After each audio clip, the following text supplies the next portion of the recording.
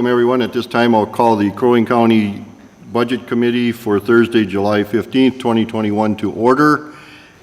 We have our agenda, and I believe, Nick, we're going to have our audit report first. So I'll call that team up.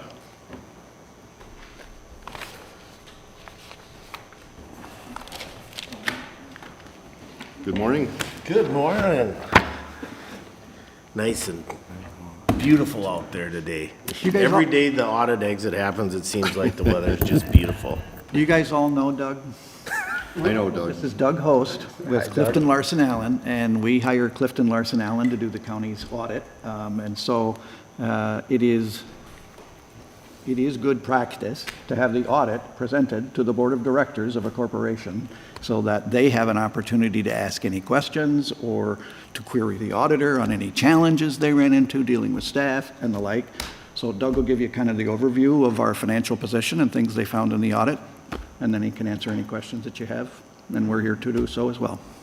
Shouldn't take more than 2 hours. Okay. Oh, and Kristen is on Teams. All right, yeah. Now, I always feel compelled to do this. You'll notice that Kristen shares the same last name as I do.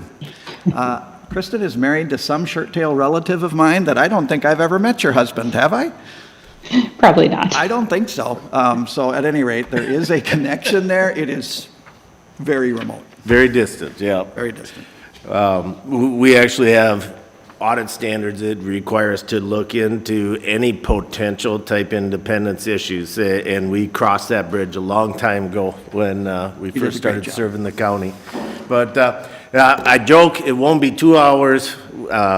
It may take 10, 15 minutes. We'll see. It depends on how many questions you have. But I think, Nick, you driving the PowerPoint. I think you also maybe have the paper copy. But that's what we're going to talk about. We put this together to hit the highlights or the results of the audit.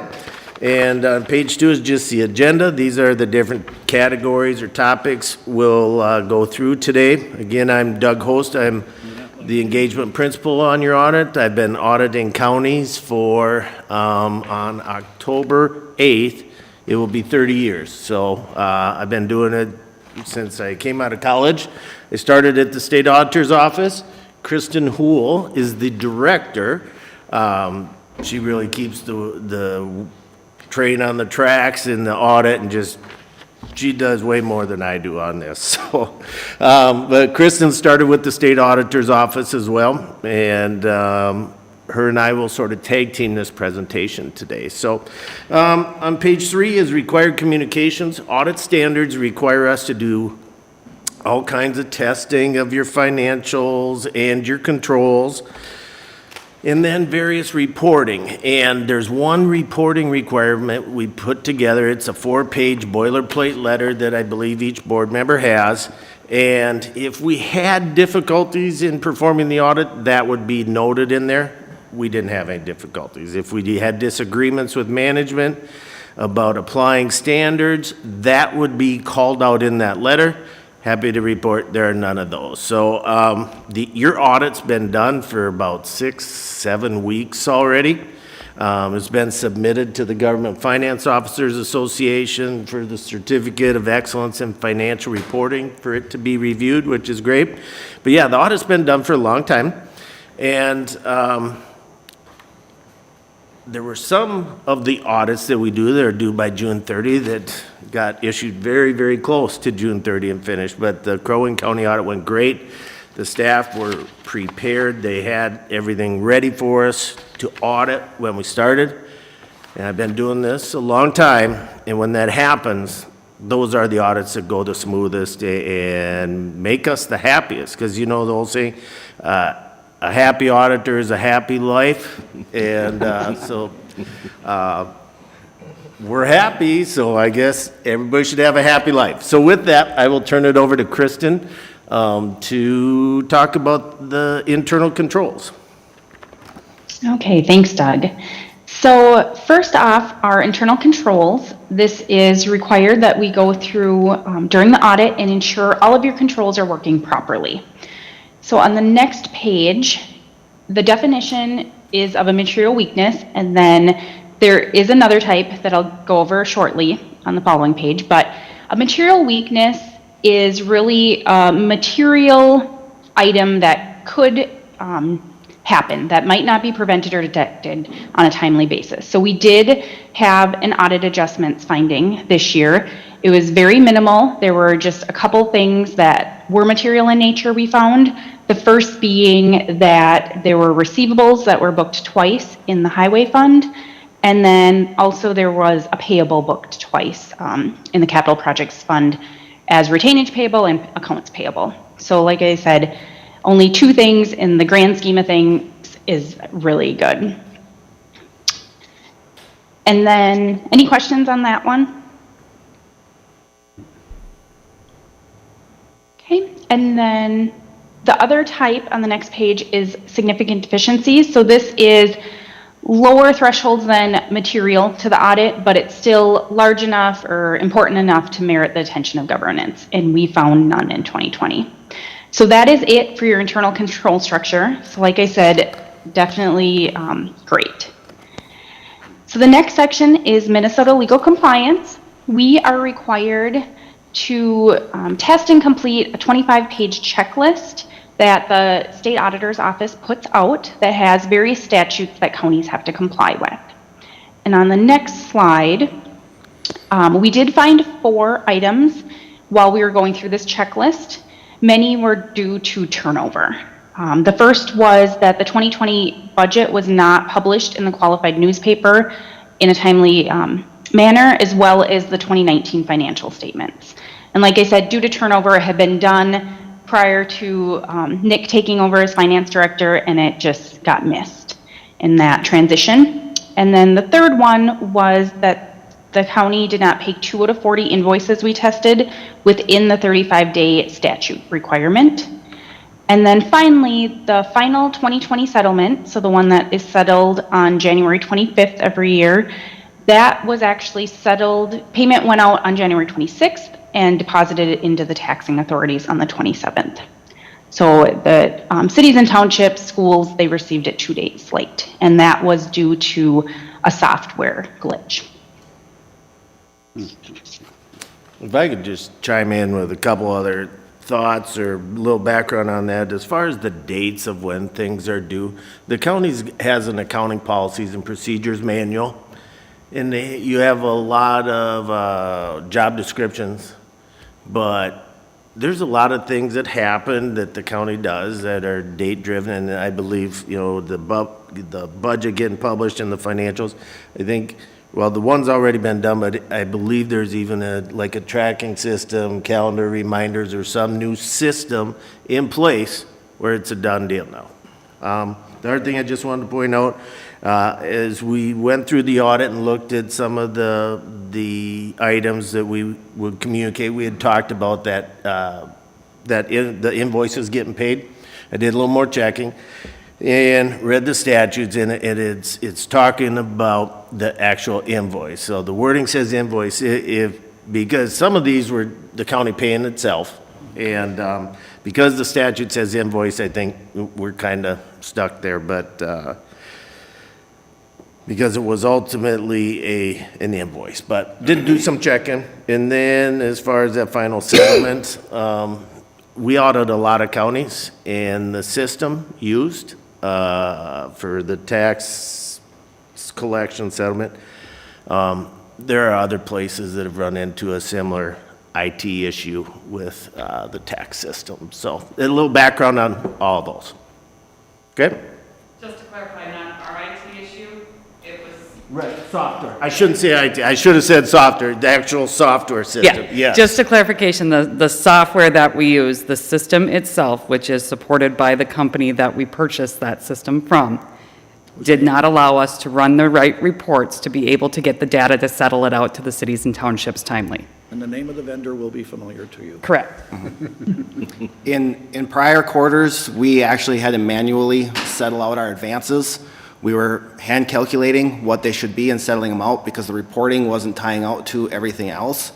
Once we did get the reporting tied out, it worked out fine. This round, when we missed this date, we were actually on schedule to make the deadline, And one of the final reports that you have to run, because this system requires us to run, I think it's 70-some different reports in order to get to the final report. When we finally got to that final, it wasn't balancing out. But we were so dang close to the deadline, and we were pretty confident that Tyler could get us to that point pretty quickly, that we elected to just go one more day rather than having staff completely do a manual settlement again. So we were delayed by that one day due to that. Very good. Good. Okay. And then the last section I want to touch on is the federal single audit.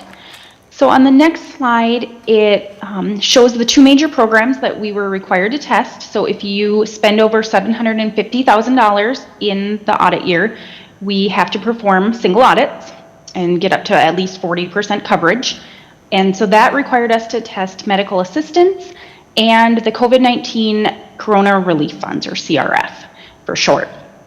So in medical assistance, there were no material weaknesses, but there were two significant deficiencies. One was over eligibility. That was 1 out of 40 case files we tested did not have a signature page. And then the other was over reporting. The annual LCTS spending report did not have a documented reviewer after it was prepared. And that was a turnover issue. There was a note, I believe Nick said, that said, hey, someone needs to review this. That person left. It kind of got forgotten about this spring. And then over the CRF program, there were no findings, which is really great. I mean, we've been testing many of these over the course of the last few months, and it's definitely a really great achievement to have nothing found. It was a new program this year, constantly changing, and a lot of requirements. So definitely a great job to the finance department.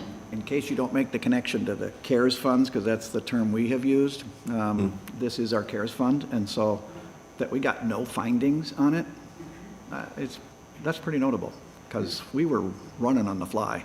There were a lot of local governments, you know, and I'm all for being creative and stuff, but there's framework and rules and guidelines you gotta follow. And yes, some of the things that we saw or attempted, You got any good story, Doug?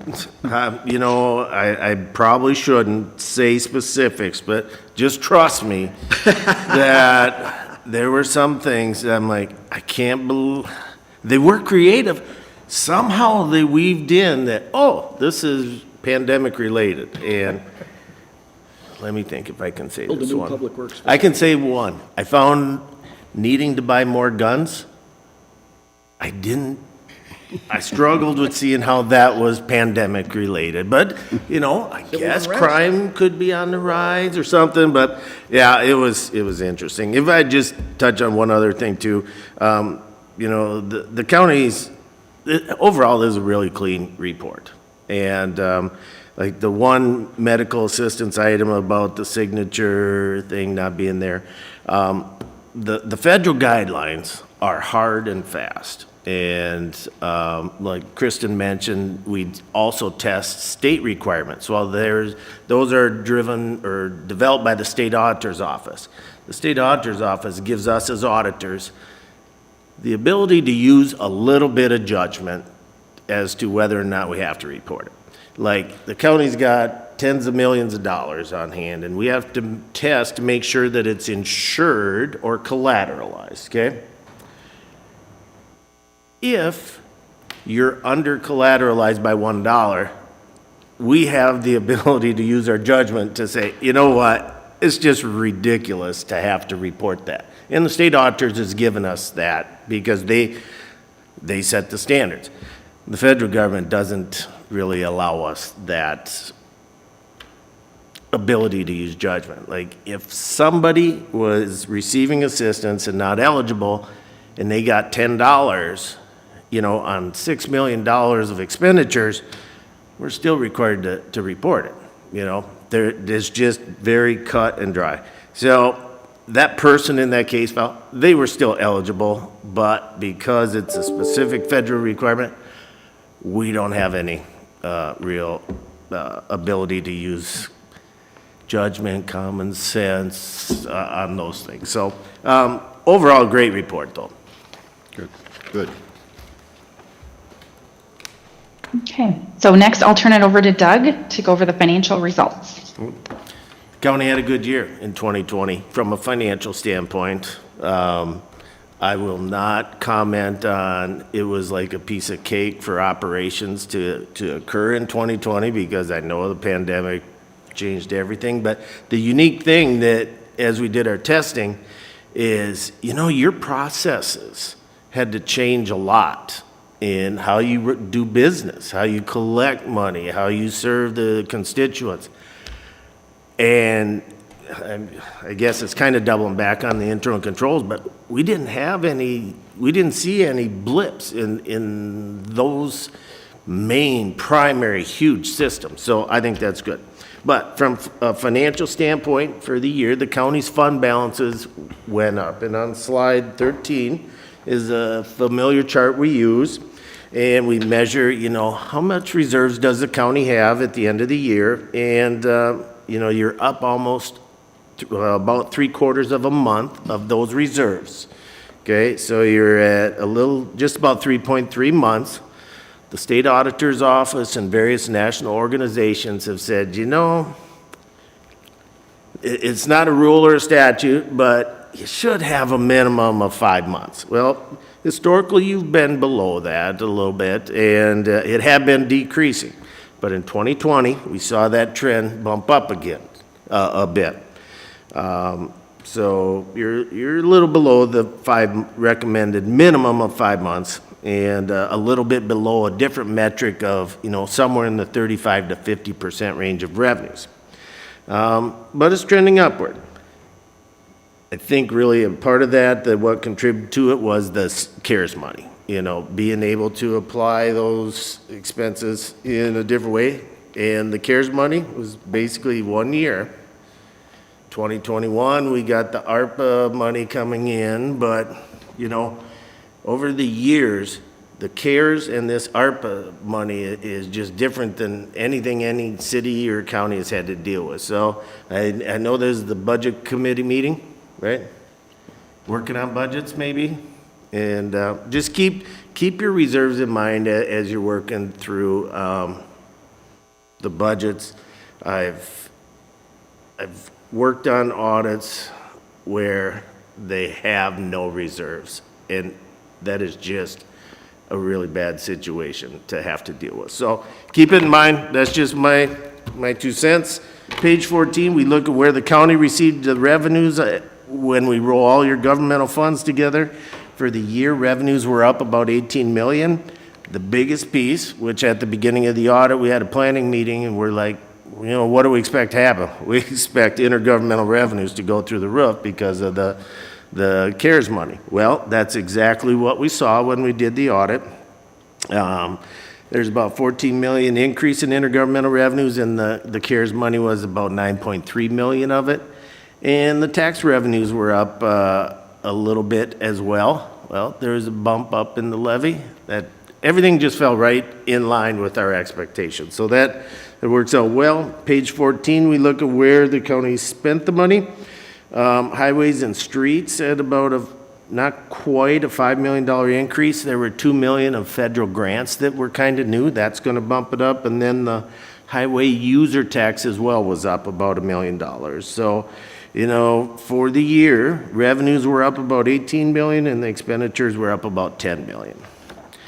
In the individual funds, the general fund has a little bit over 4.2 months of reserves. That's getting real close to that no less than 5 month national suggested level. So that's good. And really, if you look at the last 4 years, it's been between 4.2 and 4.9, and that's very stable. So through all the different things that have been going on, you've remained pretty constant with the general fund reserves. The revenues were up a little over 13 million. 9 million of that was the CARES money, 3.3 levy increase. And then there's some state grants that were new as well, economic assistance related of about 1.3 million. On the expenditure side, those were up about 7.8 million. The biggest piece of that was about 6 million of the small business loans. And But yeah, general fund, through everything, has remained pretty stable as far as the reserves go. The highway fund, also I'd say pretty stable. You know, it's hovered between 4 and 4.8 months of reserves. Revenues were up about 3.2 million.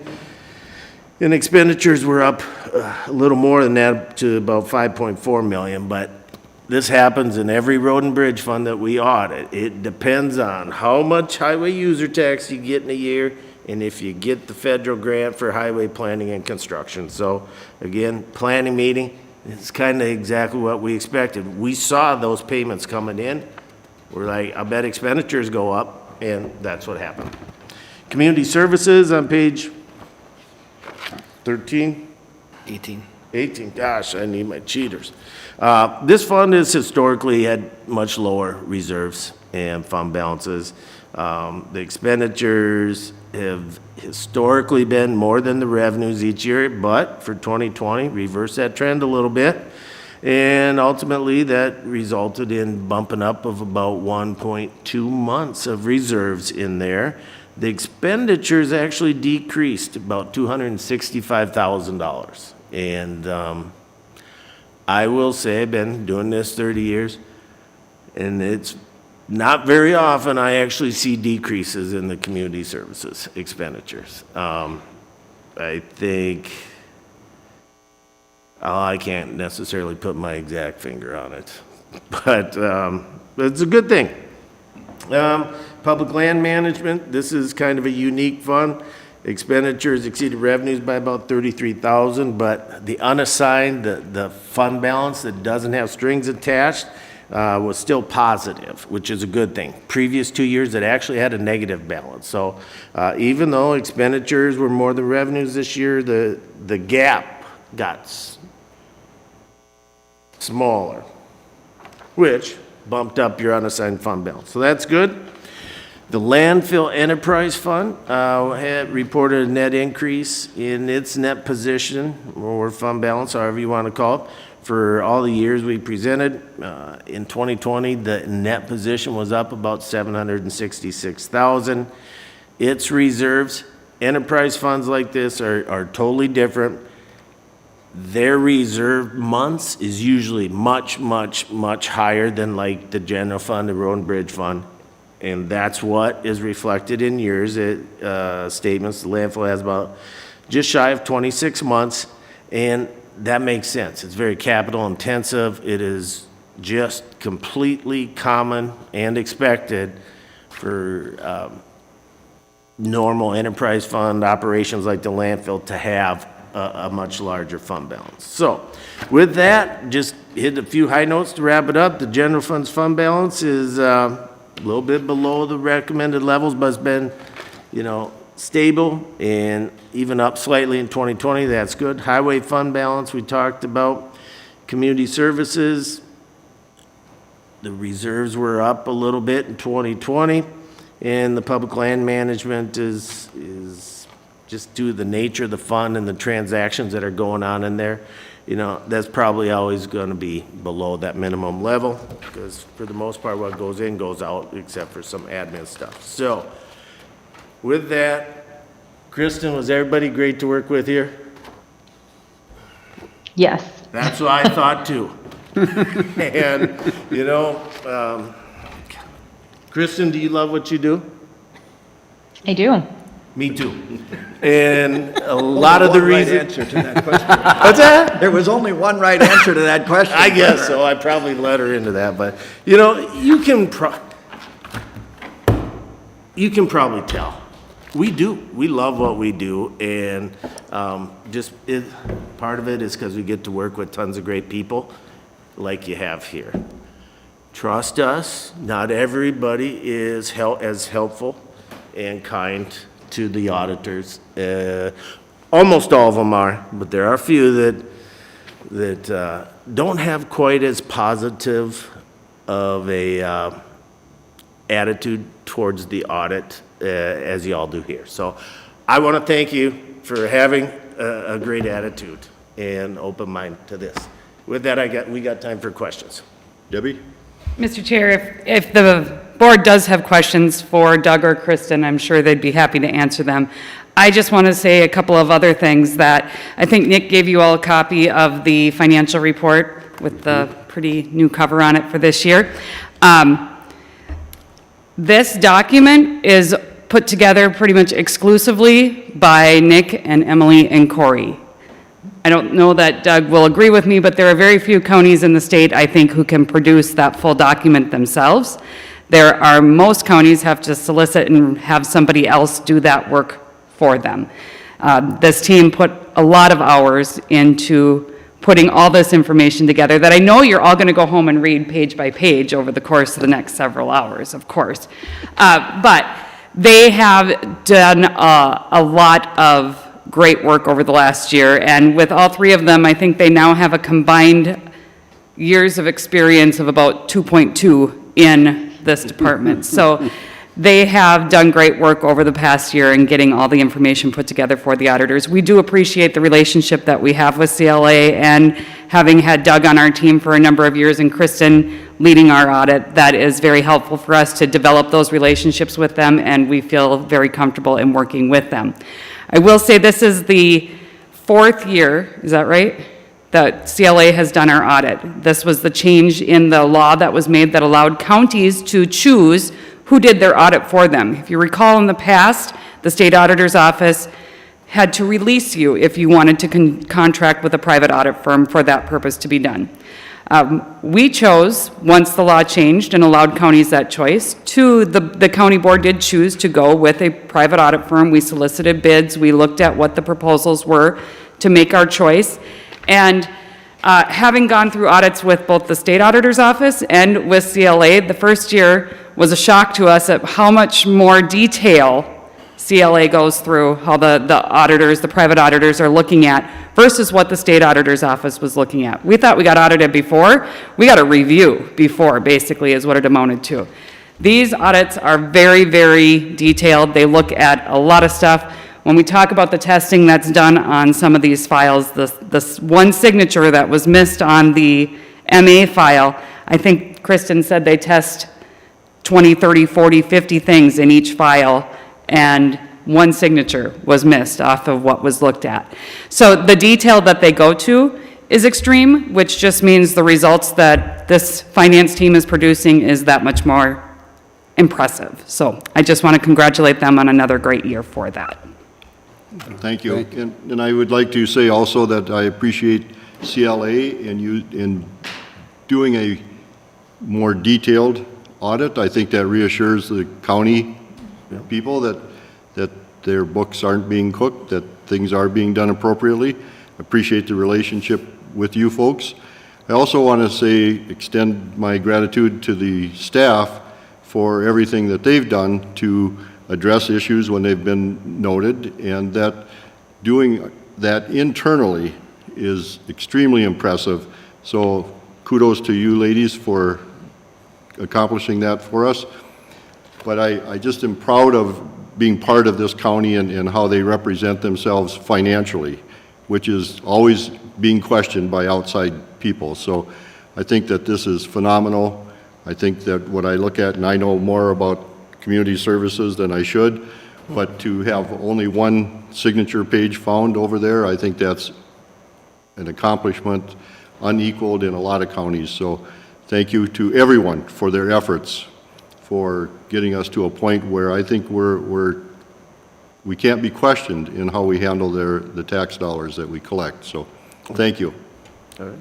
Thanks. And with that, All Doug right. and Kristen, thank you very much. Have an awesome summer, what's left of it. Now, only 6 Let's months get until some we start rain. again. Only 6 months till we start again, right? Yeah, exactly.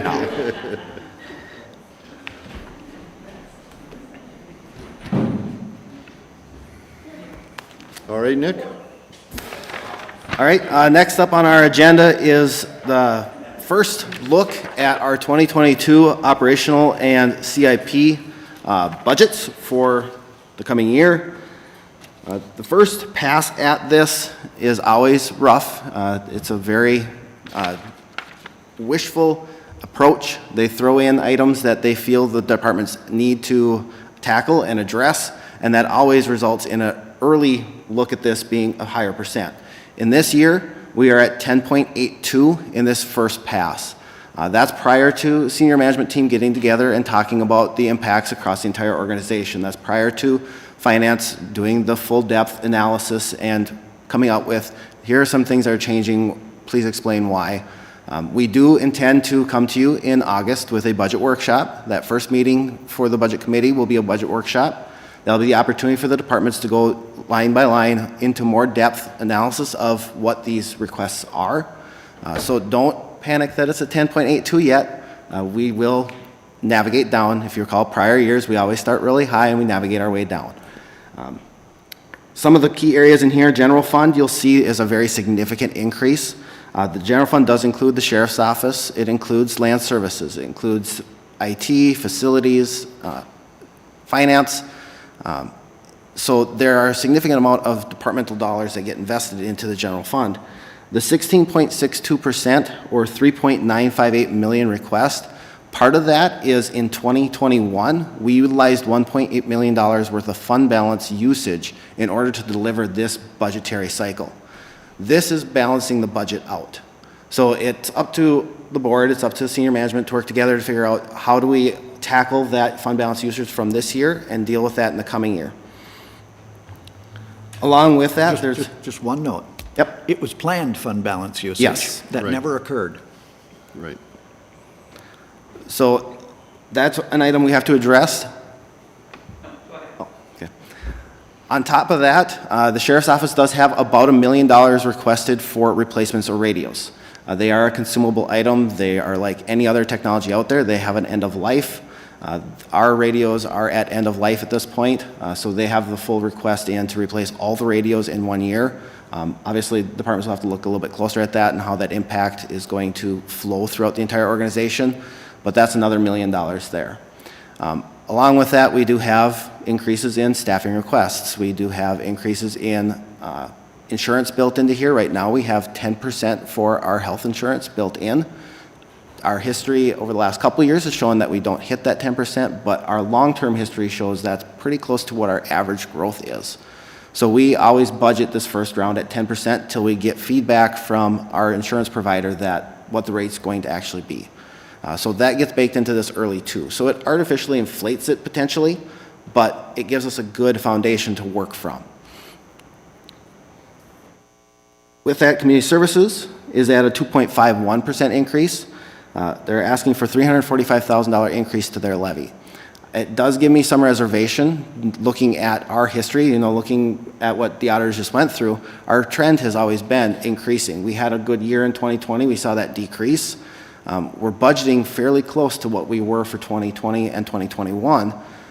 If we miss that target, this is an area where we saw our fund balance is at 1.45 months. Our unrestricted cash in community services has not been into a positive position since 2018, which helps us indicate or show that that fund balance is too low.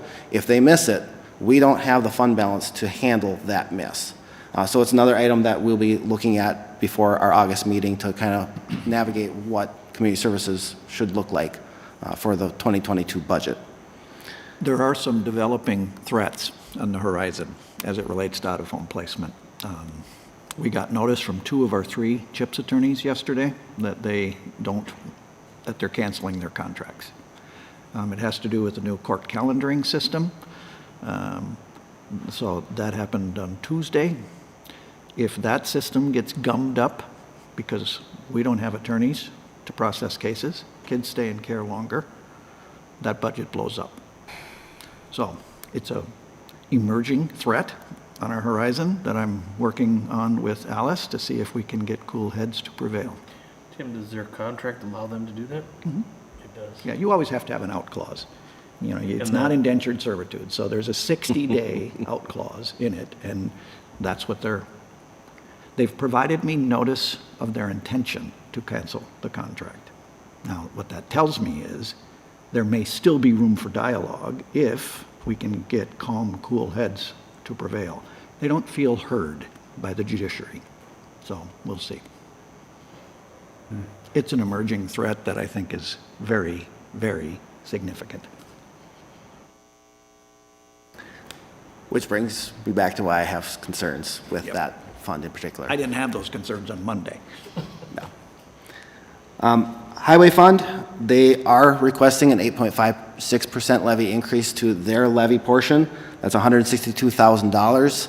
What that is stemming from is over the years within the Highway Improvement Plan, there has been a $200,000 set aside that they've had programmed in to set aside funds for future work on particular projects. We have traditionally not actually levied for that set aside. It's just been designated within the Highway Improvement Plan. They're requesting to be able to actually levy for that so the funds are truly there and we build that fund balance up to deal with those projects in the future. I do intend to meet with Highway to kind of go through, is that the best option for us? We have local option sales tax. We see that continue to outperform. Is there ways for us to shift projects around to ensure that the funding's there for that particular project without having to raise the levy to do so? So that conversation will continue to go forward, and we'll see how things pan out for that August meeting. The Capital Projects Fund, we do not have any intention to raise the levy in this area. We do get county program aid as well as levy dollars and some funding from the forfeited tax sales into this fund. They should be sufficient to deliver a $4 to $4.2 million CIP plan. The SMT members did meet on Monday. We do have a plan to get to a $4 million budget there, so there is no need at this point to raise the levy in this area. For debt service fund, we're down to the airport bond. That is the only bond that we have left. We have in the past, there's requirements for us to levy 105% of what our debt payment is. There were times back in the past where that exceeded the amount of payment. We do have additional fund balance in there, so we don't feel that there's a need to raise the levy in this area to get us to the end of that bond to make payments. So there's no request to increase the levy for debt service.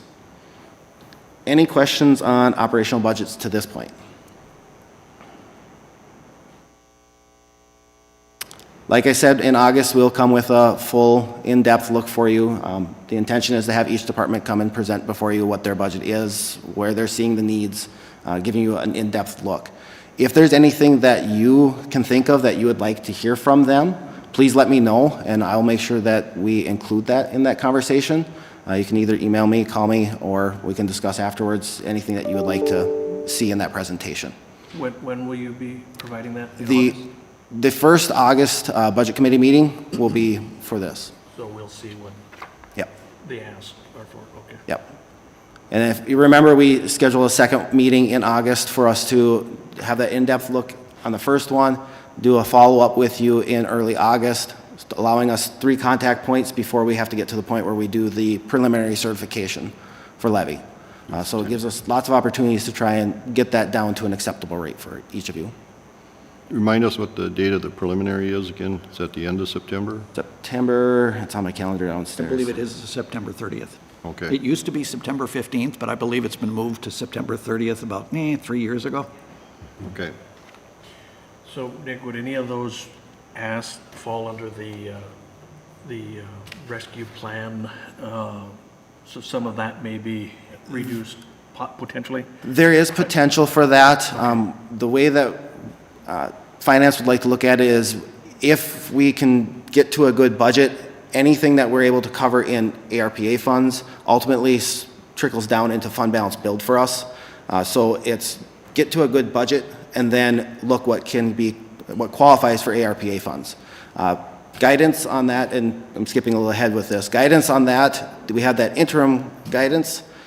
Comments are due today to the Treasury, and then we'll get our final, hopefully actual final, ruling on what the guidance is.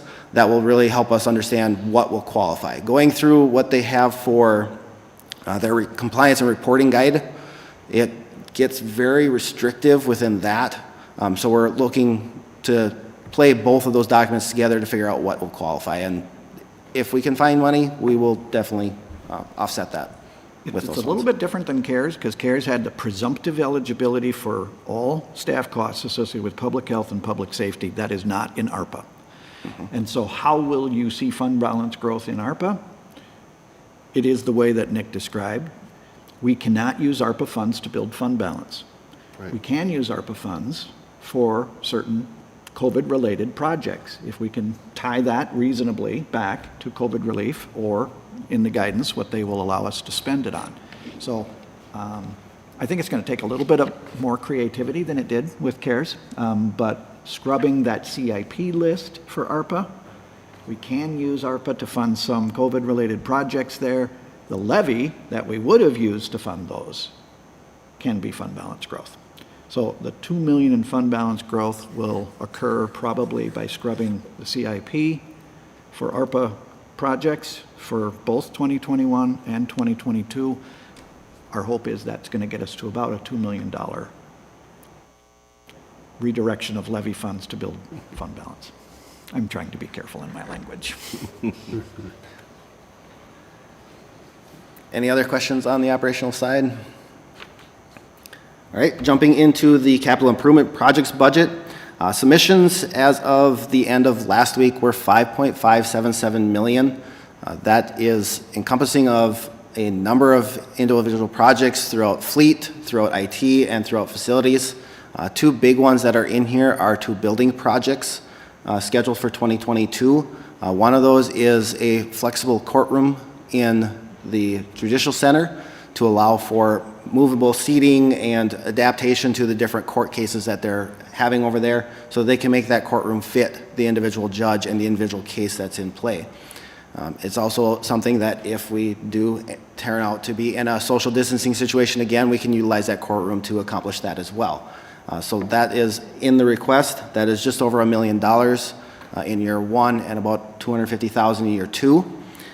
Along that, the Community Services would like to remodel the first floor to allow for better traffic flow and to adapt to the changing workforce that we have with remote work and people coming and going between the workforces.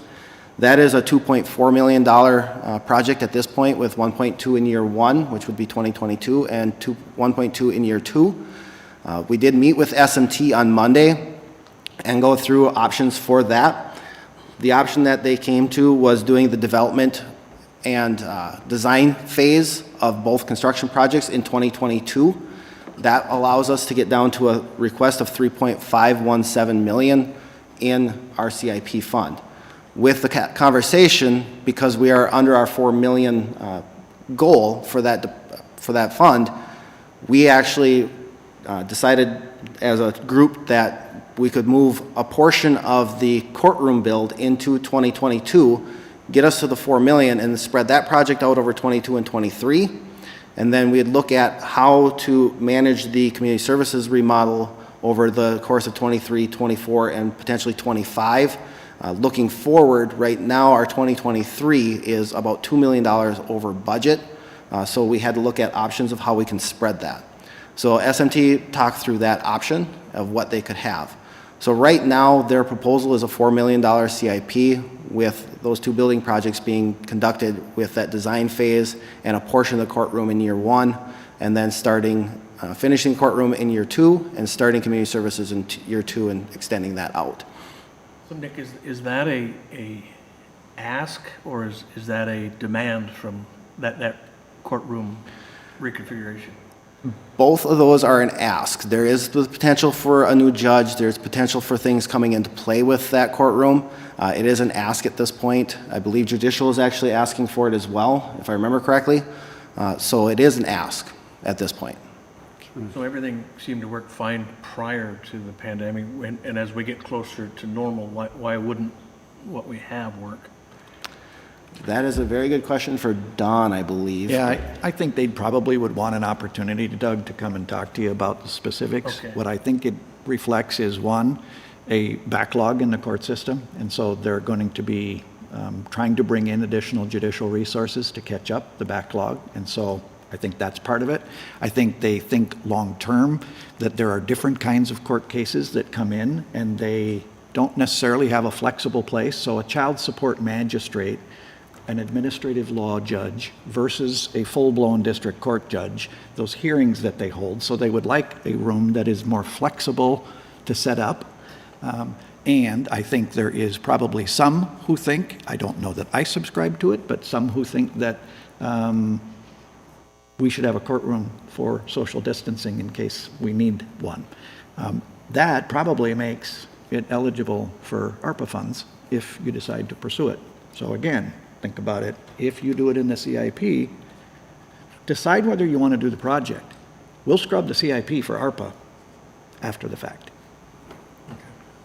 I do think, too, if we're going to go through down this path, and then we see that we need to do that, I'd like to do a site visit to these locations and get a better feel and explanation of what's being done. I think it's a good idea. Can you set that up? We can set that up. I think that's a good idea.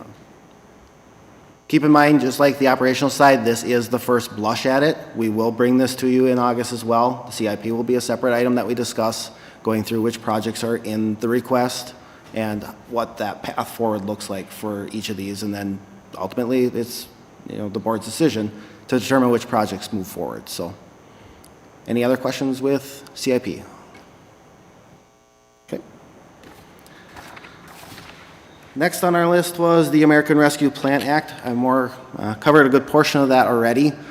We continue to scrub through the documentation that's being released. We're continuing to watch what Treasury is releasing and trying to grasp what will qualify, what will not qualify, what our reporting structure looks like.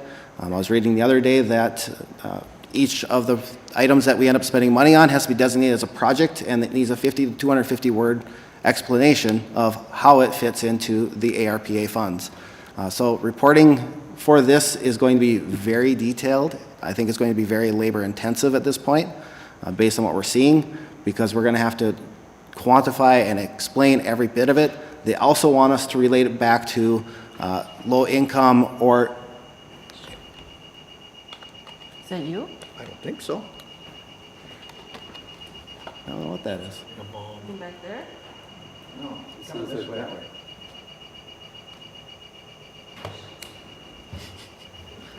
Where's Jim at? It's the PC.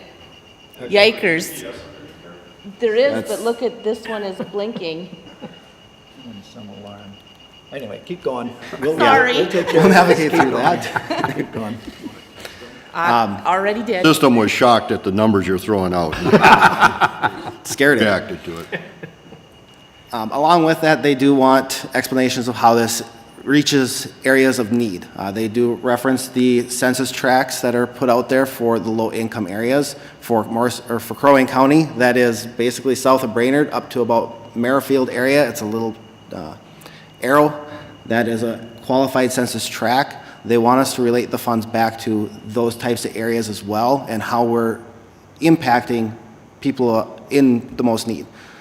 So it will be intensive to report because we'll have to provide a lot more data than we did with CARES. The federal government's going to want way more information. Okay. Sounds real interesting. Debbie, Jason Wakowiak, Jay Sickink, and I met yesterday with a couple of consultants on broadband to see what they could do with it for us. So I'm expecting to get a scope of work proposal from them with some prices associated with that. So as I get that, that'll start to ripen, at least moving forward with what's the existing lay of the land on broadband. So I hope to have that for you within the next couple of weeks. Good.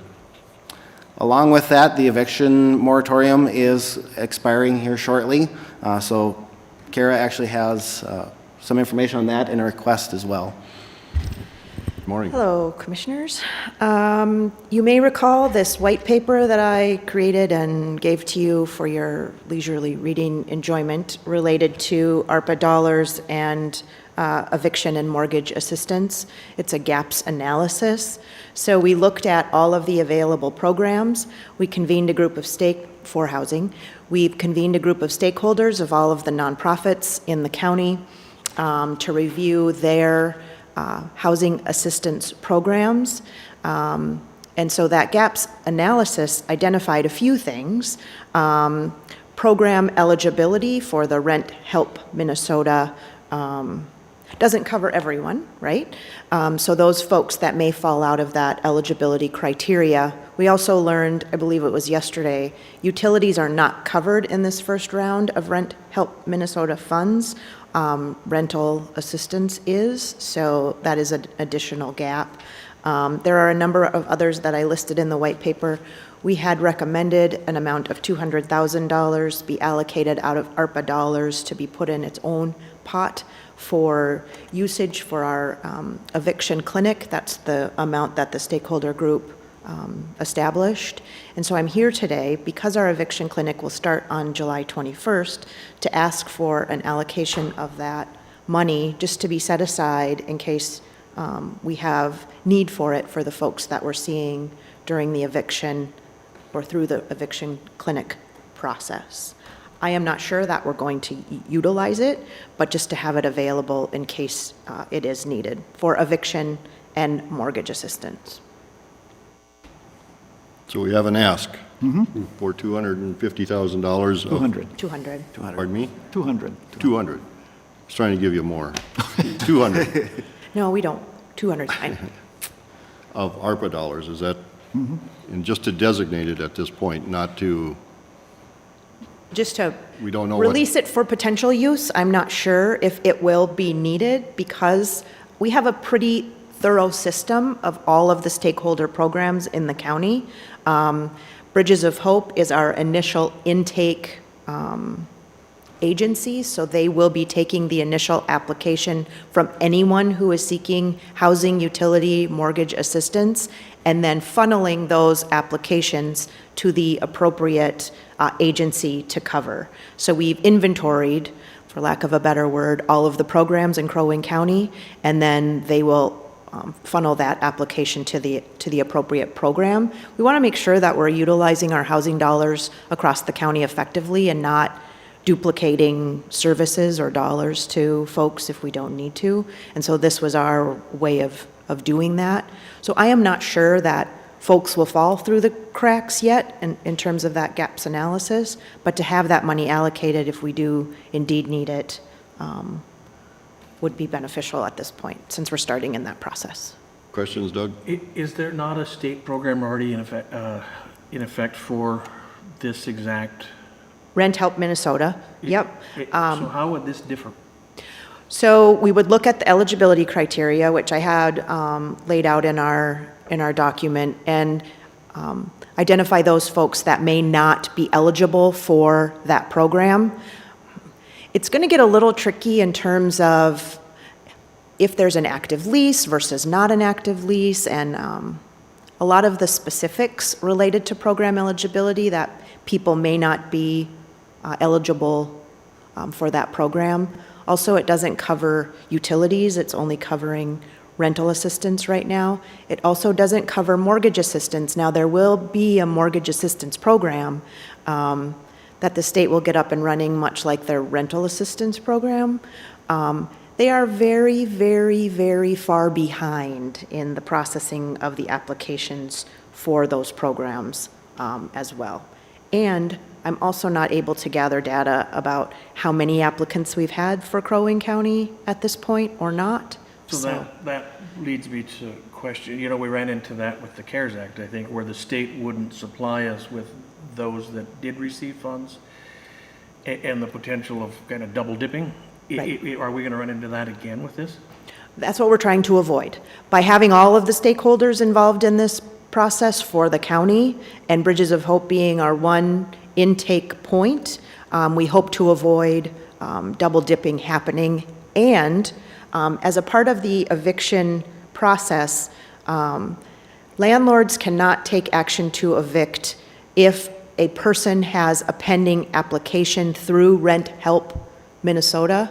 So we're setting up steps to help more people apply for that program because some folks struggle with getting on the computer, submitting documentation. So we're really trying to push that first, right? And utilize the state dollars. But for those folks that don't qualify, for example, utility assistance, perhaps Bridges of Hope could help them better than or in addition to other programs that folks might be eligible for. So we're meeting as a stakeholder group or a smaller group to evaluate all of the applications that we're receiving to ensure that there is no duplication of service, that the applications go to the appropriate location, and that we're not duplicating service. That was a whole lot. I hope that made sense. It would only be to fund gaps in the existing programs. Correct. We would not want our funds to replace someone else's funds. So ours is funding of last resort Correct. to fill in gaps for people that might fall through the cracks. What I would suggest is, and I think Kara is correct, the devil here will be in the details. Correct. Applying a specific fact set to these blunt rules and trying to figure out how the heck they fit together. What I could suggest is that what you might allow is, say, up to 50,000 and report back in a month. Okay. You know, do the eviction clinic, find out if there actually are gaps. I think we think there might be, but we really don't know. And I don't know that a month will give us enough time. Yeah, maybe 2 or even to- 3. But, But to get some kind of real experience, is there a need? And giving them a modest tool to work with, if indeed there is. So for clarification, because I'm not sure I fully understand, were the utilities tied to the eviction also, along with the They can rent be. payment? they can be. For landlords, can evict if the tenant is behind on utilities, but the Rent Help Minnesota program doesn't cover the utilities part. So a landlord could evict for someone who's behind, let's say their electricity is shut off, or water is shut off and they're unable to flush their toilets, for example. But Rent Help doesn't cover that utility portion, but there might be a community partner around the county that could cover that portion. We're just not sure yet what it's all going to look like, or who can cover what. But that funneling system will hopefully help us do a good job of seeing who best. Yep. We really don't even know how big of issue this is, Correct. because, you know, a lot of people are still paying the rent, you know, so we got to kind of figure this out and proceed. Has there been any conversation with utility companies? Because I know they're usually pretty flexible in payment plans if people are forthcoming and honest about their situation. So I heard So- from Jessica, who's from Bridges of Hope, who's talked with Crowing Power, who is willing to be flexible and work with Bridges of Hope or other agencies, as well as the folks in need. BPU, it's my understanding, and I'm not sure that this is for sure the case, but they're not willing to be as flexible, or Centerpoint may not be as flexible. Now, that's coming from someone else, so I can only report what I've heard, so don't hold me to it, but that's my understanding today. Okay.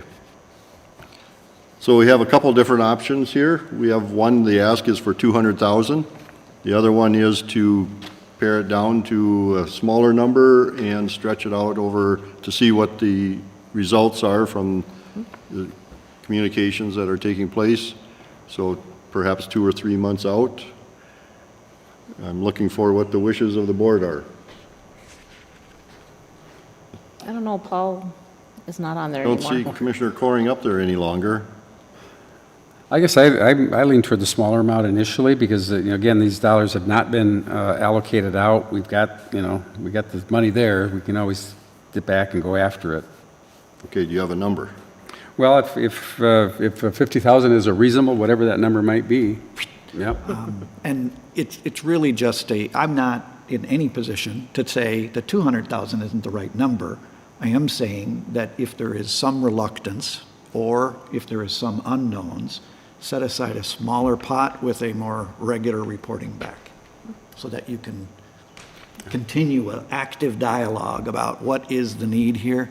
Maybe you come back and you identify a concrete need and we need that number to be bigger. You also may come back to us and say, we didn't use any of it. So that's all I'm thinking is, if you're concerned about the number, then shorten the time frame for the feedback loop. Won't that number depend on the criteria that is set for eligibility Yep. of those funds? Exactly. And how and who does that? We had a suggested criteria that I had listed in the white paper for you guys to consider.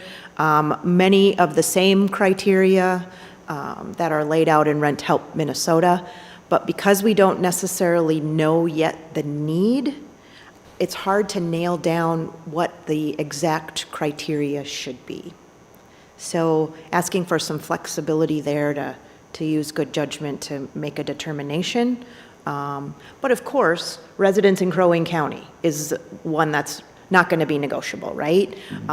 Payment to the landlord rather than to the person, not going to be negotiable, right?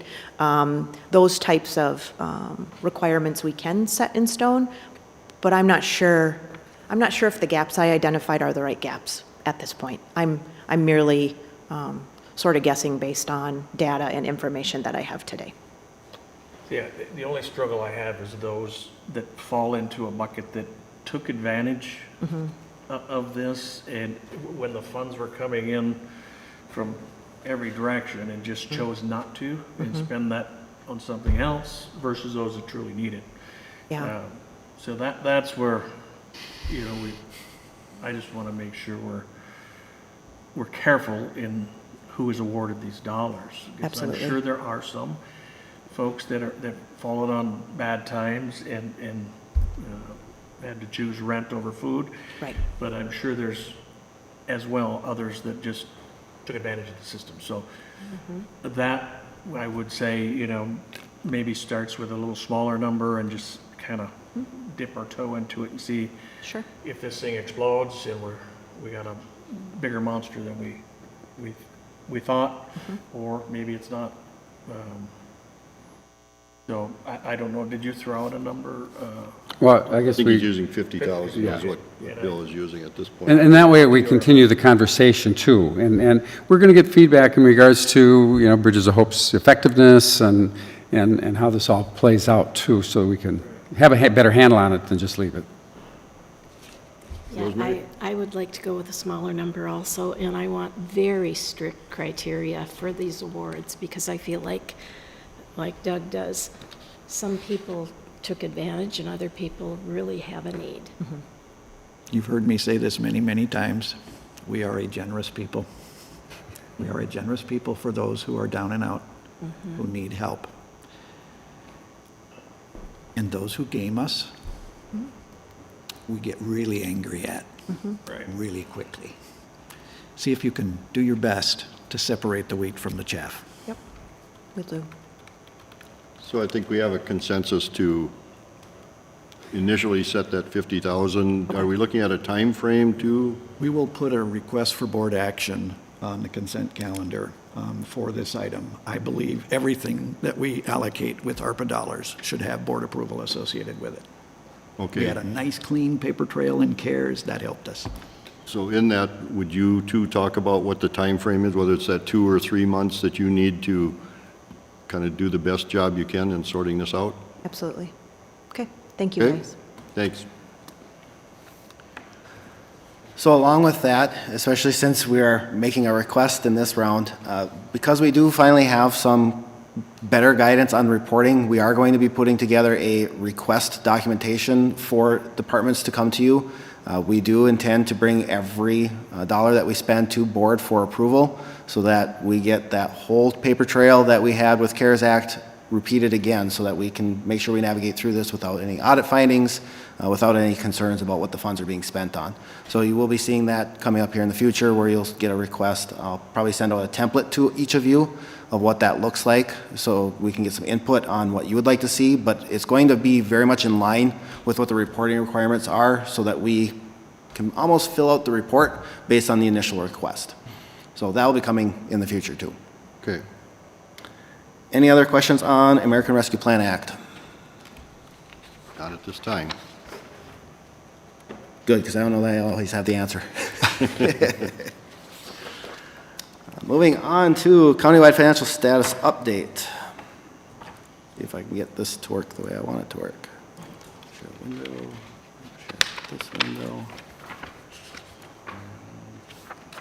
It's very blurry, but it'll work. Maybe. That did help. There we go. All right, so our first slide is revenues for the general fund. Overall, in general fund, we are over budget on revenues. This is still due to that property tax timing. You see the big number in January. We also see that our licenses and permits are up for the year. This is across the Sheriff's Department, across Land Services. We continue to see that above. You can see in June, we were under what the budget amount was, but overall, we're still well ahead of where we anticipate to be.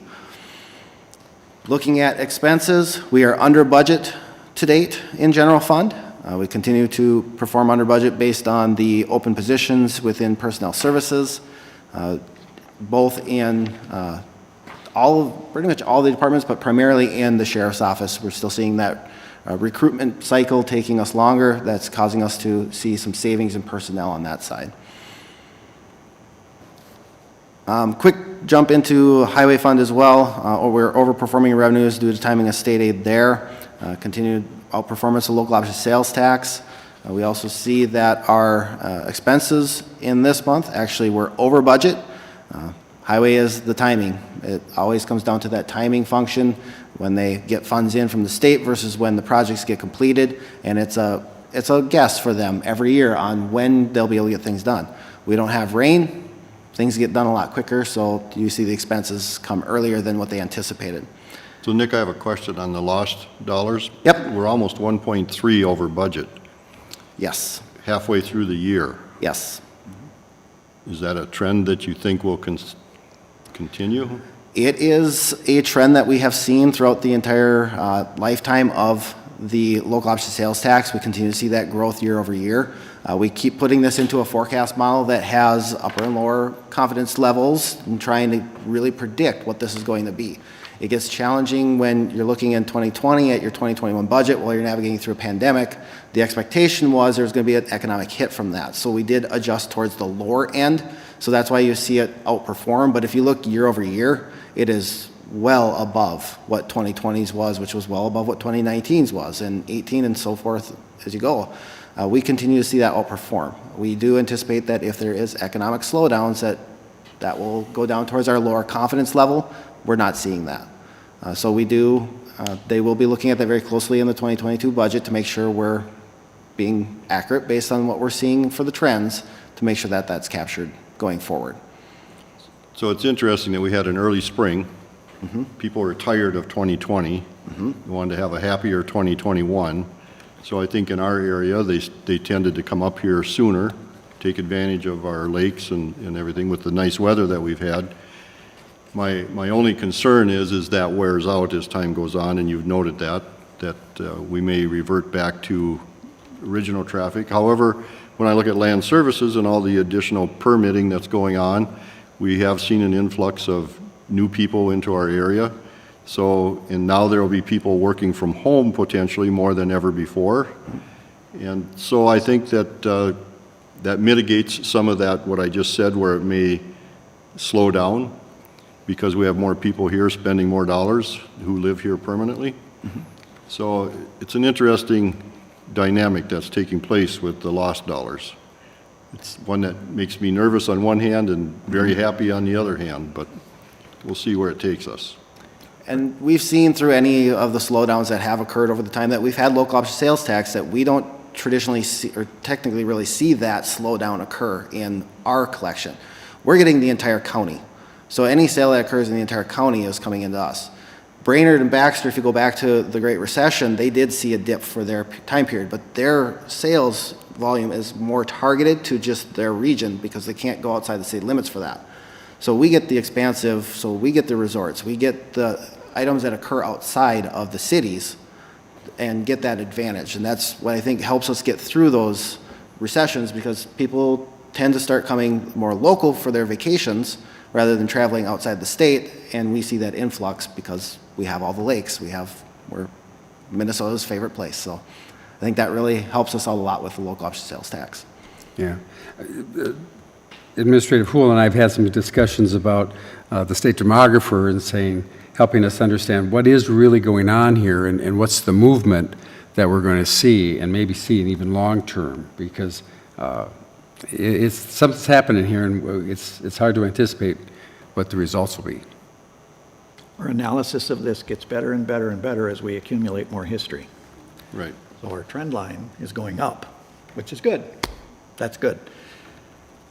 From a given point in time, based on the past history, we project high and low estimates.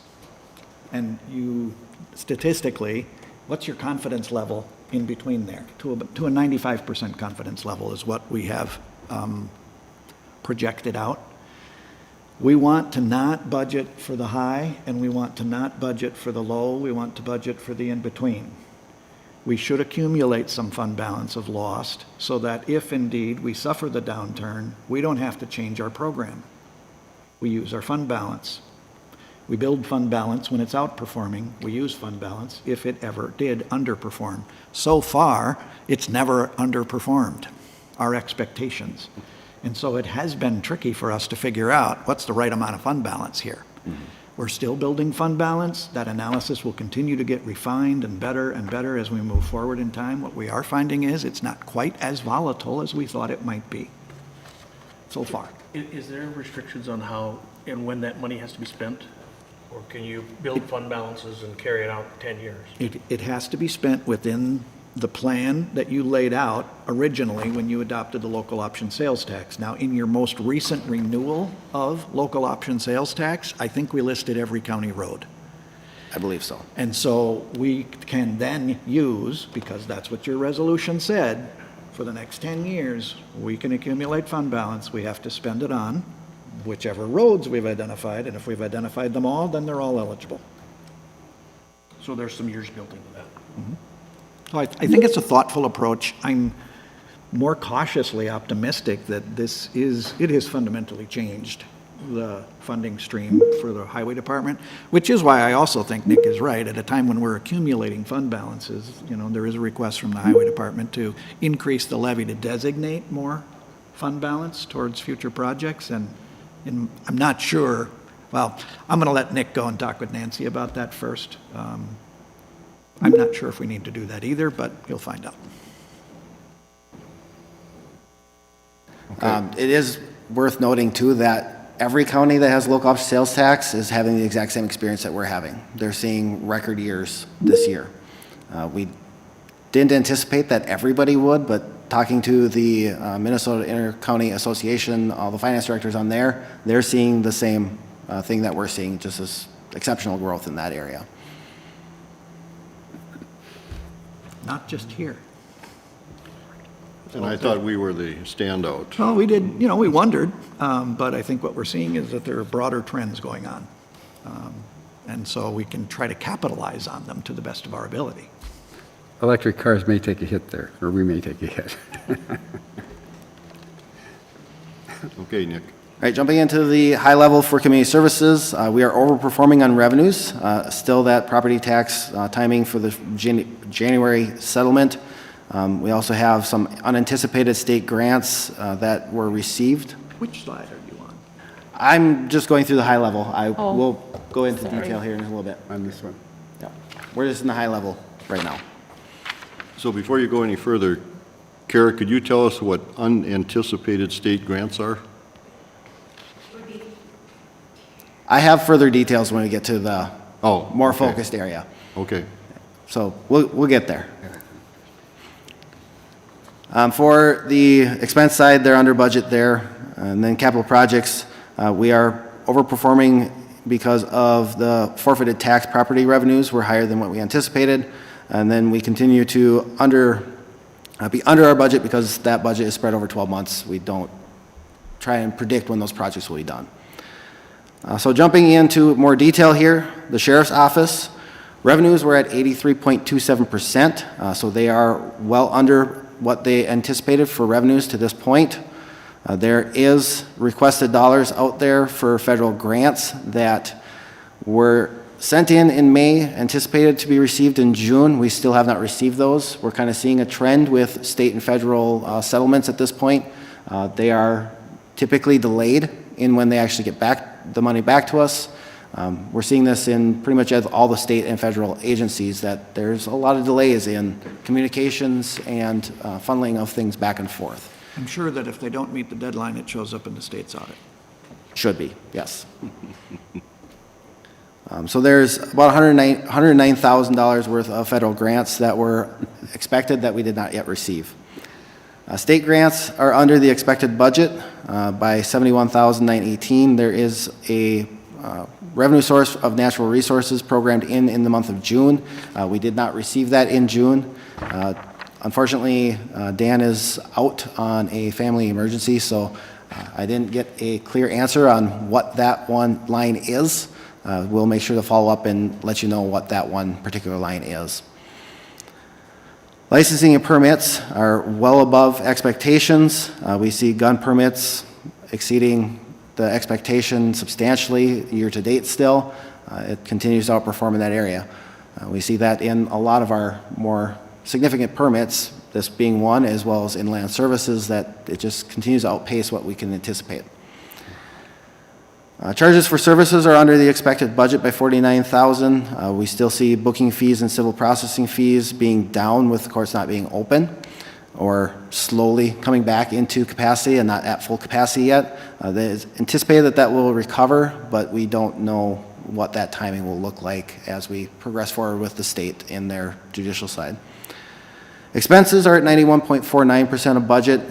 Like we talked in the high-level look, a lot of that is due to the personnel services. We are $640,000 under our budget to date. This is primarily due to those vacant positions. We do see that there's conversation that there's more overtime, but overall we're seeing a much greater savings from not having the staff that we really need to have. So there's capacity there. Services and charges are now back in line with the budget. Last month they were above due to legal fees. Now we're back in line. We still see the reduced inmate population, actually allowing us to see some savings within the services and charges as well as the supplies and materials. Supplies and materials themselves are also under by $40,000. Our building and maintenance supplies are under, computer equipment and software, and our furniture and equipment are all under. I know there are some timing pieces in there for different equipment that is purchased but has not been delivered yet. That will eventually get us back to in line with budget, but to date we see a savings through June. I didn't jump to expenses. Land services, on the revenue side, we are at 141.51% of budget. Keep in mind, their overall budget through June is $576,000. This is non-levy revenues into Fund 1. So this is the small portion that makes up their entire levy source or revenue source for that area. Permits are the main driver here. We are $151,000 over what we anticipated for budget. If I remember right from some of Jessica's analysis, we're almost at 100% of what we anticipated for the year already in June. So there is a very good chance that revenues are going to be well above by the time we get to year end. It doesn't seem that it's slowing much at this point. Charges for services still continue to outperform. As we see permits increase, we see the need for the recorder's office to process documents. The fees there are driven up as well. We're $82,000 over budget. This is another area we're almost at 100% of our entire year already through June. On the expense side, we are at 98.17% of budget. They're currently under budget in personnel services by $46,000, and then they're slightly over budget in charges for services. This is still that consulting fee having an impact for some of the enforcement actions that were taken. It continues to push us a little bit above budget. But overall, that entire expense area is at 98.14, so we're within reason for where we should be.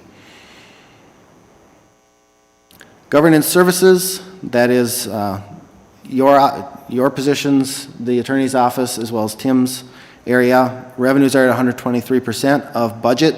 The attorney's office continues to overperform in their charges for services, which drives, because this budget is so small, it makes a significant impact. A $10,000 or $20,000 improvement makes a huge change. On the expense side, we are right on budget. We are at 100.67% of budget, so we are trending right where we should be at this point. Administrative services, revenues are at 111.67%. We have our on-sale liquor license fees are above budget. This is due to it being split over 12 months, and we actually collect that in May and June typically. So this is an area that we have noted that when we go through the monthly budget process next year, consolidate this down so you get a much better picture of what the revenues look like for this area. On the expense side, we are at 92.96% of budget. We see that our supplies and materials are under budget across pretty much every budget line that we have in that area. I don't have a really good feel for why we're seeing that savings. We did, in the past, we talked about with reduced staffing, we have reduced costs, we have reduced repairs, everything impacting us there. We're starting to see staff come back, so this may not stay on that trend. Services and charges are also below. Electricity and water expenses with less people in the building has given us enough savings that we may potentially see a savings throughout the entire year because of that. Jumping into highway. Highway revenues are at 126.95% of budget. Our state aid revenue is above the budget amount. Again, it's due to that timing. We request the state aid portion for construction. We request 95% in advance, perform the project, use those funds, and then we close out the project by requesting the remaining amount. So we get those funds in advance and then do the projects later. That drives a lot of that front-end loading where we see significant changes or increases on the front side. Federal grants are below budget. The projects have been bid. Construction hasn't started. The federal grants are different than the state. That's where we do the work and we front all the bills, and then we request the funds after the fact from the Fed. So it's an exact flip of that. We see all the expenses and wait for the revenue. Local option sales tax continues to outperform. This last month was a very impressive one. The state, in their estimate, was even way off. It was the largest second half settlement to a month that we've seen. So even the state didn't anticipate that substantial growth there. On the expense side, we are at 122.45% of budget. Personnel is actually under budget to this point, 114,000. With staffing vacancies and turnover over there, we typically see savings, and we're seeing a significant amount here with that 114,000. Services and charges, we are over by $2 million. This is contract payments that were anticipated to be done later, ended up in June. It's just another timing issue. I hate always saying that it's a timing issue, but in this case, highway is very much always about the timing and understanding what that weather is going to be like and how that's going to impact us. Supplies and materials are under budget. We still continue to see that improvement because of the salt and fuel and repair maintenance supplies earlier in the year being under what we expected. Potentially could see that if we have a slow start to winter again, that we can see some savings here as well by year end, but that's always dependent on weather as well. So this could flip by year end. Jumping into community services, we are at 110.17% of budget. Again, to reiterate, that property tax in the first part of the year puts us a little bit over.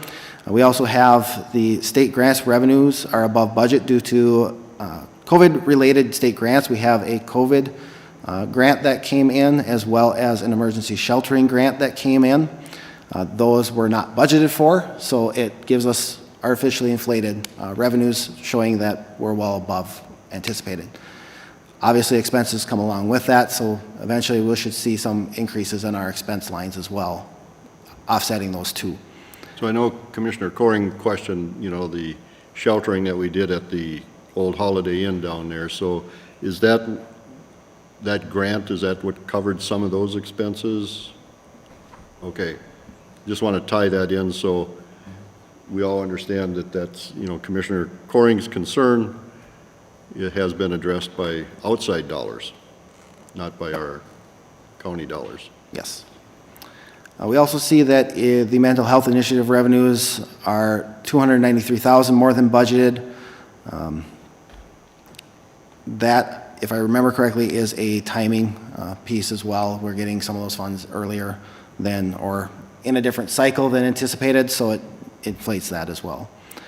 One thing that I wanted to note in here is our crisis response grant is currently at 45.83% of budget. I do have Carolyn digging into the explanation behind that, why it is so far behind. Unless you know? I don't know off the top of my head. Yeah. We started looking at that a couple days ago. She got a little bit of an opportunity to dig at it yesterday, and it didn't help me really explain it, so I'm having her do some further digging to explain that one, and we'll provide that to you once we have it. Okay. On the expense side, we are at 91.2% of budget. Public aid assistance continues to be under budget, along with foster home placement and corrections placement, making up the majority of that. That $1 million has a very good impact on us, which I think helps drive some of the thinking behind their budget for 2022, is we're still seeing that slower expense line. But something we need to watch and keep an eye on. We're still trending so far this year in a positive position. I think as noted, every time we hear the numbers regarding that, we should knock on wood, because that's our solution. We don't know where we're at with that. It's so volatile that doesn't take much of, one large family ruins it for us, so. And that's why gumming up the court system, Right. take one large family, and we blow this out of the water again. And what's the likelihood of that happening when 2 of your 3 walk away? It's just, I'm still hoping cool heads will prevail. I'm trying really hard, because this is not a good thing for any of us, and it's not a good thing for kids, which ought to be the primary motivation. We also see in here that personnel expenses are under budget year-to-date by $207,000. Another area that we see turnover, and turnover helps us reduce some of that. Jumping into unrestricted cash flows, we are continuing to perform above prior years. Again, because of our position of taking investments out of investments and moving them to unrestricted, and the fund balance growth that we saw last year, thanks to the allocation of CARES Act dollars against expenses, we are in a better position this year. There is some negatives to this as well. We're in a positive position, but that is due to the Highway Department. Their unrestricted cash position is what keeps us in the positive at this point. Community Services is well over $2 million in a negative unrestricted position. General Fund is also in June in a $2 million unrestricted cash position too. So between the two of them, we're about $4.5 million negative unrestricted. We throw Highway back in there, and that puts us back into a positive position. So again, not to beat a dead horse, but our fund balances are in a position where it doesn't allow us to navigate those first 6 months with a positive cash position. So it's still something we need to progressively whittle away at and build those fund balances back to a much better position that we can take and invest our cash during the early parts to make sure we have investment returns, but also have the cash to navigate through until our first settlement in July. Go away. Included in these packets going forward, we have first assessment and second assessment. First assessment district is at 371.72% of budget. I always am hesitant to put the percentages in when we get to these ones, because again, with the smaller funds, any little change makes that percent go through the roof. So we are actually $56,000 ahead of where we have the budget set. This is due to the gas tax is budgeted equally over 12 months, but we get it paid early on in the year.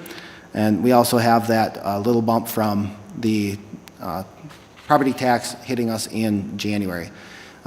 One thing to note too in that whole conversation with the January settlement is traditionally we haven't budgeted monthly for that final settlement from the prior year hitting us in January. We kind of just let that roll. We're going to look at 2022 having a budget established for what that looks like, and trying to separate what our monthly budget is from what our actual levy is, so you get a much better picture of how this lays out across each department. So hopefully it'll get rid of that little bump in January going forward, so we have a more accurate picture as well. Expense side, we are at 71.72% of budget. Contractor and maintenance fees are under budget, $127,000. Highway states this is primarily due to timing of projects. So as we see projects come on board, this should start to balance out a little bit.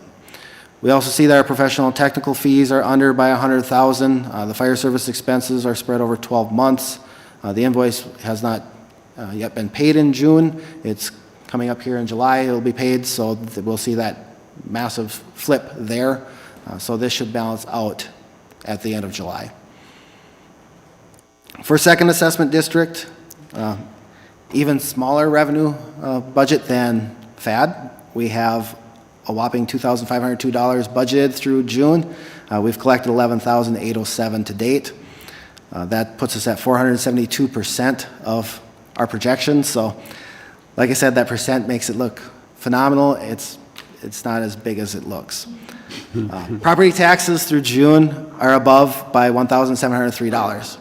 You know, looking at the other funds, we see that massive piece, and we go, well, it's a few hundred thousand. It's $1,000 here. State gas tax, similar to FAD, spread over 12 months. We're going to correct that in 2022's budget. And then contractor fee maintenance is under by $13,827, most likely. I know part of it was plowing. We didn't plow as much early on in the year. And then any minor projects that are occurring will eventually catch us up. And if we're lucky enough to have a late winter again, then we'll see savings here as well, and in an area where we need some fund balance build too. Any questions on the countywide financial status update? I do have a question, but it's for Tim. And we look at all of these budgets, and we're seeing that on the expense side, a lot of the differences are based on open positions and not expending those dollars for those. The number of open positions that we have, is this normal for this time of year? I think we're seeing higher rates of turnover, and it's probably a reflection of, think about it as it's either an employer's market, meaning we're going to do a better job of recruiting. It's going to be easier to recruit because there's plenty of people available, or you're in a tight labor market where there are more jobs available than there are people to fill them. We're in a tight labor market, which means our turnover rates will be higher. And so I think we're experiencing that. As we experience turnover, we see a period of time when the positions are vacant. Those are called open position savings. We do not budget for those savings, and traditionally that has probably been the single strategic choice that makes sure we hit budget, because there are some open position savings built in to accommodate for some unexpected expenses. So we always have open position savings. They vary based on the employment market that we're in. That also affects turnover effects. Did we have senior people leave and go into, lower in the range for new people? So it affects our year-over-year wage inflation as well. When we have higher turnover, we tend to have lower wage inflation. When we have lower turnover, we tend to have higher wage inflation. So it really is a function of what's going on in the labor market. Thank you. The reason we haven't traditionally budgeted for those savings is when somebody leaves the organization, they get their PTO bought back out. So we see that expense. We aren't capturing that as an expense line, so that savings is offsetting the additional expense we see there. We also have variance in what the benefit package will be for the next person coming in.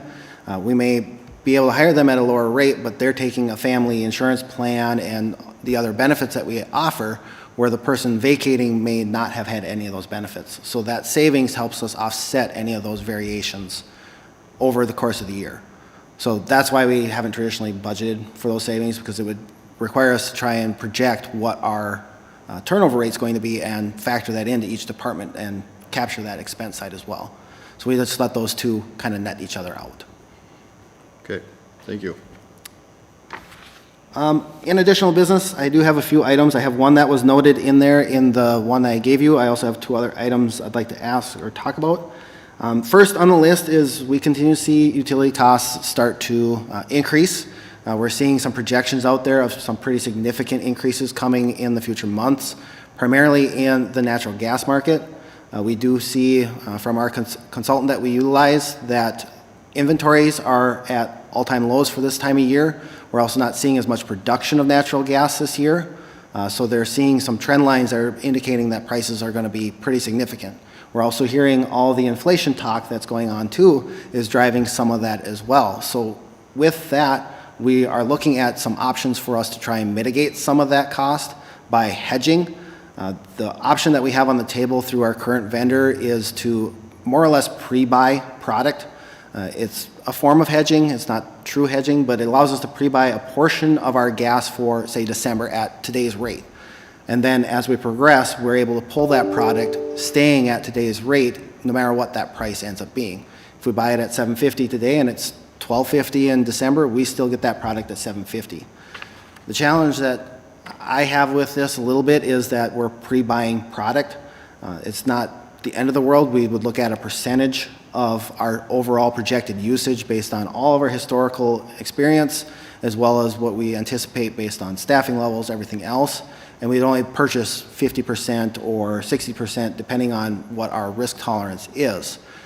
Is there any concerns with us doing that from any of the commissioners, or is that something that you think we should We've been doing progress that forward? for quite a while. And so to lock in a price, but you are trying to time a market.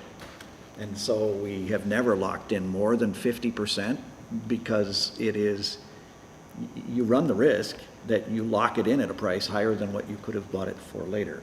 Typically, however, locking it in June is a good idea. Because by December, supply and demand, the price will be higher. So I think it's wise to do it. I think it's some mix of, it's not an entire pre-buy. I don't think that's a smart move. I think what we're doing now, about a 50-50 pre-buy, hedges the bet a little, but doesn't put all our eggs in one basket, I guess. So I think it's smart to keep Do you have doing any it. history of the savings that has occurred in the past few years? Yeah, we could certainly document that. I don't know if we have. We haven't actually hedged for a little over, I think it was 4 years? 8 years. It's been 8 years since we've actually done How this. long I've been here. We've seen that trend be on the downward cycle, so we haven't been pre-buying because we didn't want to pre-buy at a higher rate and lose money. So we haven't been doing that, but now that we're seeing that reversal, we're looking at going back into that as an option for us to try and negate some of that increase that occurs. I think it's a good strategy myself. I know that it's a bet, and there's a risk involved, but I think it's worth the risk. Anybody else buy their fuel oil in June? I always used to.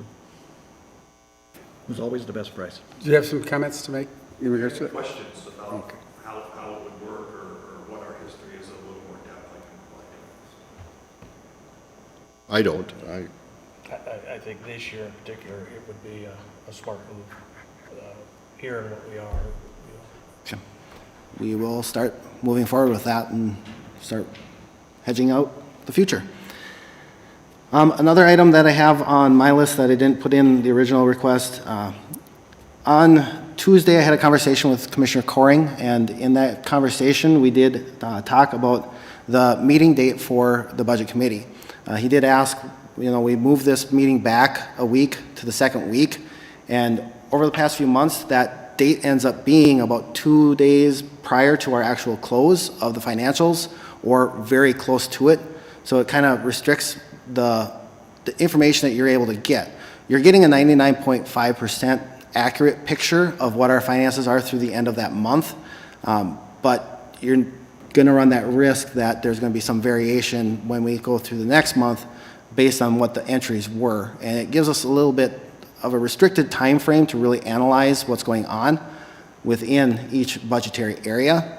So when he brought that up, it brought to my mind of, talking with all of you about looking at next year. What would you like to see? Would you like to see us continue forward with it being on the second Thursday, knowing that, there are points of the year where it'll be a 99.5% accurate picture instead of 100% accurate picture? Would you like to go back to where we were prior to this, where we meet that first week? The downfall to that one is we're going to be a month back in the past when we look at the status update. If this case in July, we're looking at June's numbers. If we were meeting the first week, we'd be looking back at May's numbers. So you aren't getting as timely of information to really help you make decisions or drive some change if it's necessary. The other option is moving back one more week to that third week and giving staff a few days to do a full analysis and make sure you're getting a 100% picture. I don't think there's anything wrong with it being this second week. I think we give you as best of information that you can get. Is pretty dang close to exactly what the end is going to be. I just want to give you the opportunity to voice your opinion on what you felt was appropriate for timing with this meeting. Clearly, part of his motivation in raising the question he couldn't be here today. And he wants to And be. he will never be able to be here if it's the third Thursday. He won't be able No. to?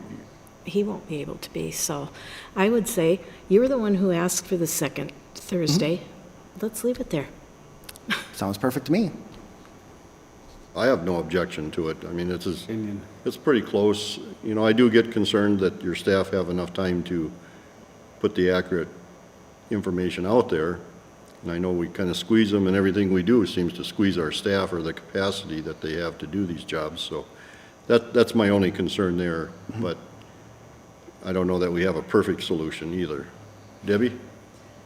This month in July was a little bit of an anomaly from the standpoint that we had a holiday that was impacting the closing of the month at the same time. That was part of, if we would have had the meeting last Thursday, it was already the short week, and there would have been no opportunity for staff to do the analysis of what needed to be done in time for any materials to be ready for it. So there was a little bit of an anomaly this month, which isn't going to happen often. I think the second Thursday typically works pretty well. There will be a couple of those months where, like Nick said, you're getting 99.5% accuracy on the information that's being shared. That's probably pretty close and is not going to change materially. We used that word earlier today from a material standpoint if you had not had the full closure at that point in time. So I think you're probably okay with that second Thursday as a standard.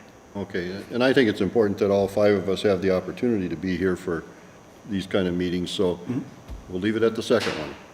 Perfect. Nick, will you circle back to Commissioner Coring, tell him about the discussion and the outcome? And if he has additional continuing concerns, he'll bring them here, okay? Yep. I'll circle back with him. Mr. Chair, just for next month, so you know, there's 2 budget committee meetings. Yes. That you scheduled. One is on the regular 12th, on the second Thursday, and then you also schedule an additional one for the 26th. Okay, So it's It's on your calendars. This is the third Thursday. It's there. So, just so you know. all right. I'm comfortable with that. Not the third one, so Paul should be able to be here. Yep. One other item that I have on here, as we're navigating through budget, we continue to see some challenges with our budgeting software. What we utilize is within our Munis ERP, and we talked a few months back about looking at a budgeting system to help us better navigate budget, better report to you what that budget looks like, and give you a better opportunity to get insight into what is occurring. We do have a software that we'd like to move forward with. The challenge is it's $120,000 to get going between the purchase of the software and licensing. That will require us to do a budget amendment and most likely utilize fund balance because admin services doesn't have the capacity to take that on. We don't have a project within CIP to do that. So I'm kind of looking for guidance from you as to whether you think that's something we should progress forward with or if it's something we should delay and look at a future time.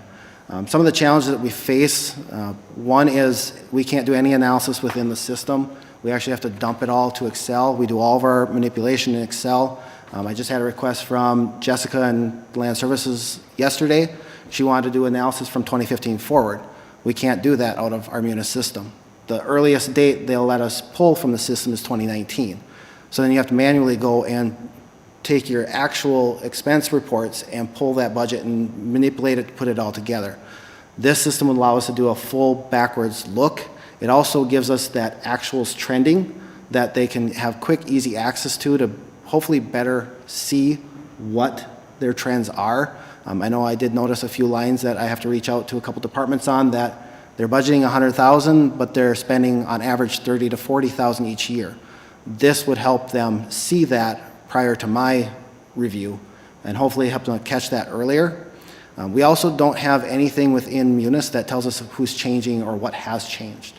I gave Corey a little bit of a heart attack the other day. We moved up to the second level, which restricts access to everybody but community services. Nobody else could enter. And she ran her reports and compared them to the reports she ran prior to us moving, and there were a significant number of changes. A bunch of those changes were me going in and helping departments correct some of the things that they had. So it was easily caught because I made the change. But if any department goes in and makes any changes to that, we have no clue when they were changed, how were they changed, why they were changed, who did it. We don't know any of that information. This system will track every time somebody accesses it and touches it, so that if all of a sudden it's at 50,000 over what it was prior to that, we can go back to that department and go, okay, Dan was in here, he made this adjustment, why did you make that adjustment? What is that, the reasoning behind that? So there are some advantages to us pulling a different software in to manage that side, but again, it's 120,000 this first round. So a couple questions for you. First of all, there must be licensing that goes on and maintenance that needs to be Yep. done on this system. You haven't talked about that. And the other thing is, has it been tested and proven that it'll give us what we want as a final result? Unlike Tyler, that, you know, we spend a lot of money on and we don't get what we really think we need. The annual maintenance fees are $20,000 annually. That's built into, I do have it in the 2022 budget right now as a placeholder. So we do have the anticipation that if we move forward with this, that's covered within our budget. For it being tested, like every software, there's very limited testing you're allowed to do because they would have to install it all into your system to bring all those pieces together and put all that initial work together to see that it works for your particular situation. I did reach out to a number of other counties and other municipalities that utilize this software and also utilize Munis. I got mostly positive feedback. There were a few that had some challenges with it, but theirs came down to how they wanted things to present. It wasn't necessarily the communication between the two systems. It was how they wanted it to present for their reporting structure. So from what we've gathered from other users, it seems to be a good fit, but like every software, you know, sales and reach out to other users to figure out if it's going to work, and you cross your fingers that it will be the perfect solution, So which do we know- nothing will be a perfect solution. Do we know in the industry, is this a piece of software that's used extensively? Yes, this is extensively used. It's called, the system that we're looking at is Questica. We've looked at a multitude of other options. Of the other options, they were much more limited in the detail that staff could enter. This one allows, Community Services was a big proponent of this when Teresa was here, being able to put in a lot of extra notes of where is this funding source coming from, how does this interact with other expense lines, so that all those inner workings of what Community Services is can be noted in that system. This one allows us to do that. The other systems we looked at didn't allow us to pull notes through the system or forward. This one can. This one gives us a lot more detail, which sometimes is great and sometimes is kind of a pain. But for our purposes on the budget side, the detail is really helpful for us being able to give you a true good budget in the following year. Munis, as an example, we can put notes into it, but in order to put notes in, we have to go add detail to an individual expense line, then you have to break out all your expenses. The challenge is we do more of a zero-based budget, and we roll forward empty expense lines, empty revenue lines, and have the departments go through and reevaluate each of those and enter the new numbers.